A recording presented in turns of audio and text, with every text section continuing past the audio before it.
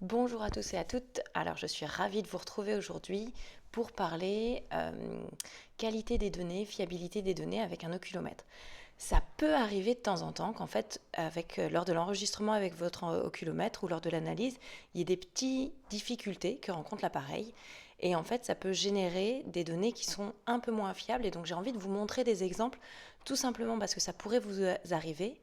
Et si vous avez des données qui ont des artefacts ou des données aberrantes, la conséquence, c'est qu'en fait, les interprétations derrière peuvent être faussées. Donc c'est pour ça que j'ai envie de vous en parler. Donc ici, vous avez un enregistrement de poursuite verticale. Donc en pointillé ici, vous avez la cible, et puis donc il se déplace de bas en haut.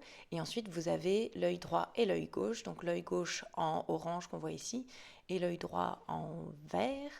Et vous voyez donc ici on a une poursuite qui est bien lisse, on est bien sur la cible avec les deux yeux. On voit pas le tracé orange tout simplement parce qu'il est superposé avec le tracé de l'œil droit. Donc en fait les deux tracés sont superposés. Et en fait ici ce qui se passe c'est j'imagine un petit clignement. Et l'appareil, a priori, ça peut arriver avec différents types d'appareils, a eu du mal à récupérer la pupille de l'œil droit. Et donc en fait, là, on a l'impression que l'œil gauche suit bien la cible et puis que l'œil droit est complètement parti ailleurs. Et en fait, ça, c'est juste un problème d'artefact sur le signal de l'œil droit. Et donc c'est important de savoir les reconnaître, ces artefacts, parce que après, quand l'appareil va extraire des données chiffrées, vous allez voir que les données de l'œil droit vont être différentes de l'œil gauche, tout simplement parce qu'il y a cet artefact. Et donc dans ce cas-là, il va falloir vous focaliser surtout sur les données de l'œil gauche. J'ai envie de vous parler ensuite de fait de valeurs aberrantes. Donc là, vous avez fait un enregistrement, donc c'est un enregistrement de saccade qui a été fait. Et là, ce que je vous présente, c'est un enregistrement de la vitesse, une représentation pardon, de la vitesse maximale en fonction de l'amplitude. Donc là, c'est des amplitudes négatives pour les saccades à gauche, amplitudes positives pour les saccades à droite. Ce qui se passe ici, c'est que normalement, pour des saccades d'une vingtaine de degrés, les pics de vitesse sont aux alentours de 500-600 degrés par seconde. Donc là, on est sur des saccades à gauche qui sont bien avec des pics de vitesse de 500-600 degrés par seconde. Saccade à droite à peu près aussi dans les mêmes zones. Et ce qui se passe, c'est que, hop, ici, vous voyez une petite croix. Donc ça veut dire qu'il y a une saccade qui a été détectée comme ayant une amplitude d'à peu près 20 degrés. Et par contre, cette saccade, ce que vous voyez, c'est qu'elle a une vitesse qui est quasiment nulle. Et ça, que ce soit physiologique ou pathologique, c'est quasiment impossible en fait. Donc là, il y a eu un souci lors de l'analyse et de la détection de la vitesse de cette saccade, ce qui fait que là, vous vous retrouvez avec une valeur aberrante.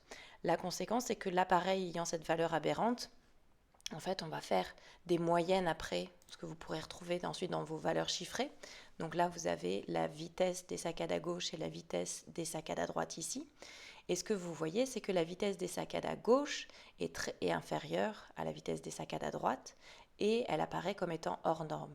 La raison en fait de cette vitesse qui est réduite, c'est tout simplement cette valeur aberrante en fait qui tire la moyenne vers le bas.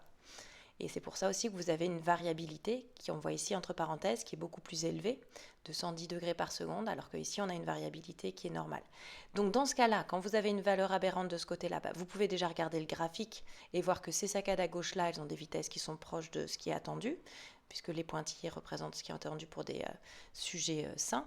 Ici, vous pouvez voir aussi la même chose pour les saccades à droite et focalisez-vous dans ce cas-là sur les saccades à droite.